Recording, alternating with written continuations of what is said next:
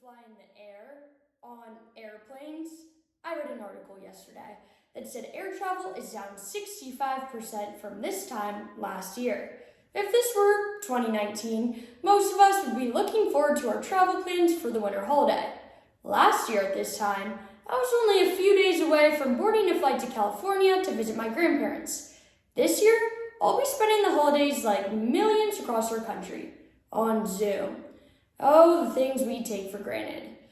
I remember the first time I flew on an airplane. I was 4 years old, and I spent most of my time looking out the window in awe of the view and blabbering to anyone within earshot about my plans with my cousins once we arrived in Denver.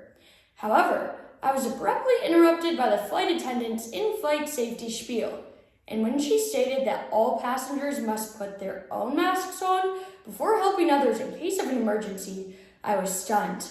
I immediately scanned my mother's face, expecting to see her eyes rolling. But to my surprise, my mother and caregiver was nodding. Immediately, I thought, do you not love me?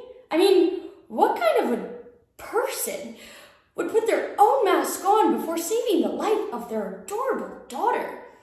Turns out, this is actually standard practice on an airplane. But in terms of the real world, this ideology has some deep political divides, distrust of centralized authority, and has led us to forget the part where we help others after putting our own masks on first. And so much of our country has disregarded the first step altogether. Although there are a variety of factors influencing those who have decided not to mask up, given our country's history, there is a philosophy, a fundamental belief that is dictating the behavior of anti-maskers: rampant individualism. As essayist and critic Megan O'Rourke wrote in The Atlantic in March, flattening the curve of COVID-19 will require a radical shift in American thinking from an individual first to a communitarian ethos. However, as we have recently seen spikes in cases across the country, the shift in thinking that O'Rourke suggests seems as unlikely as Kanye 2024. And in a nation that Hofstede Insights repeatedly ranks as the most individualistic country in the world, the National Panel study of COVID-19 found that the core principle of individualism is leading to significant health consequences. Our intoxication with individualism has hurt our nation, and the need for a collectivist mindset has never been more clear. So today, let's come together and discuss the problems associated with rampant individualism. Next, we'll stand united. Actually, you can keep sitting, but you know what I mean. And finally, examine the solutions that will give us the strength to take on what appears to be a difficult future together. If you're like me, the faster 2020 ends, the better. A year couldn't get any worse, could it? But when we're reigning in the new year in 2021, we need to include some collectivist resolutions as a country, in addition to our own personal ones. The individual above all philosophy that so many people have adopted and seemingly fortified as criticism of individualism has ramped up and created a culture that is not only skeptical of sensible mandates, but one that turns its back on the physical vulnerability of others with little remorse. Demonstrators across the country are gathering for anti-mask rallies, holding signs that claim "My body, my choice, freedom first, and don't suffocate our rights." In an article by Tara McKelvey of the BBC, Neil Melton, a construction project manager from Kansas, told McKelvey that he believes that mask mandates are a government overreach and that people in power want to see what others will submit to. Not only do some people feel as though a mask mandate is intrusive because they have to wear masks when they don't want to, but they also feel as though they are being attacked by people whose only objective is to assert power over them. In June, researchers at the University of Arizona began tracking mask use and social distancing behaviors and found that 64% of Americans who do not wear masks claim that it is because they believe it's their right as an American. Also in June, Jingjing Li and Ting Zhu of UVA and Bo Byon of the University of British Columbia went county by county to correlate individualism to social distancing compliance. And even after controlling for variables like political ideology, social capital, and population density, the researchers found that higher local levels of individualism reduced compliance with state lockdown orders by 41%. To be clear, many of our world's most significant contributions are tied to a spirit of individualism. Some of the greatest minds that this country has produced have done their best work solo.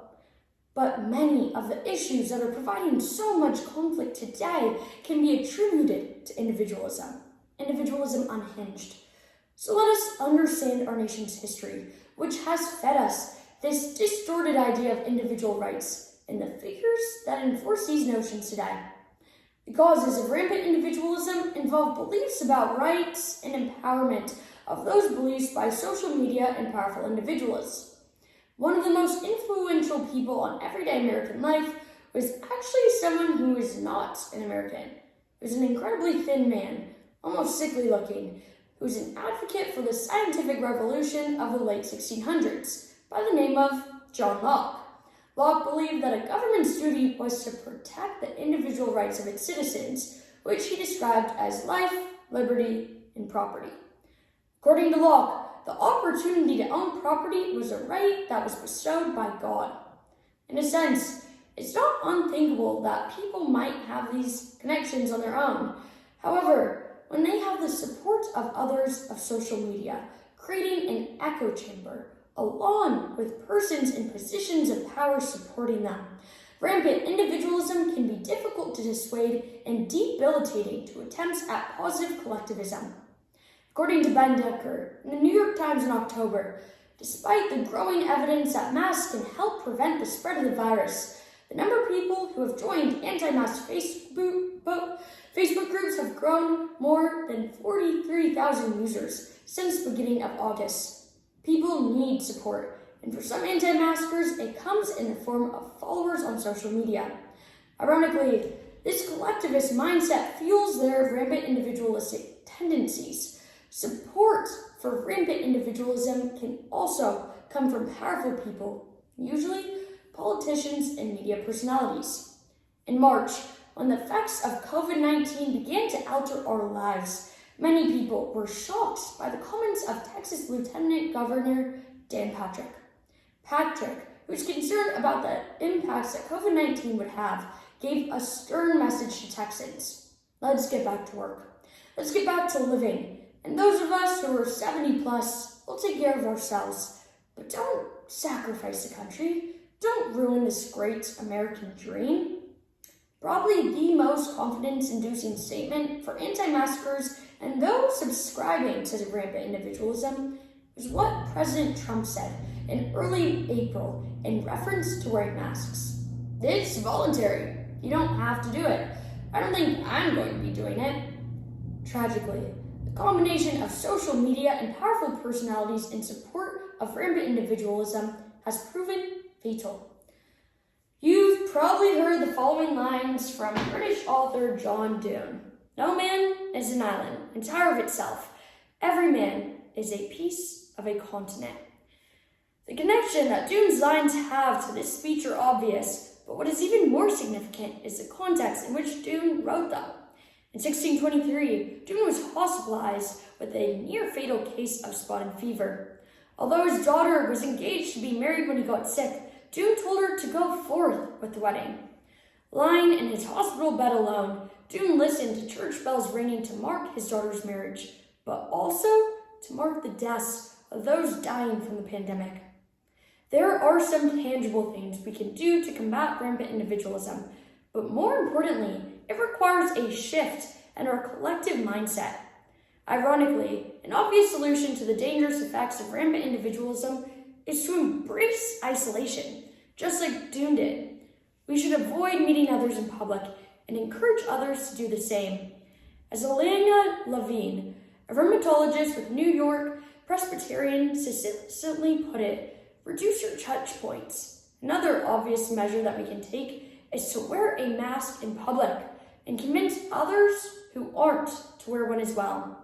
Finally, we must embrace a collectivist mindset and we must remind those who are reluctant to do so that we are not abandoning our personal freedoms. Rather, we are reorienting the prioritization of our opinions and understanding that freedom has its limits. We are not trying to squelch individualism entirely.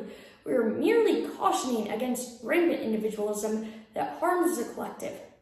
As Megan O'Rourke of The Atlantic eloquently states, the nation that believes in individualism more than it does in the value of the community risks its own survival. If too many of us continue to describe to a misconstructed idea of individualism, this plane of a country will crash. My family and I have decided that we're going to the living room couch for Christmas.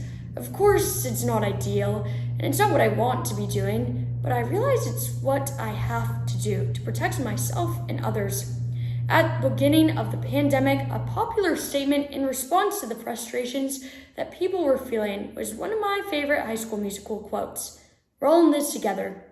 Like me, you're probably frustrated right now, but we can take solace in those words.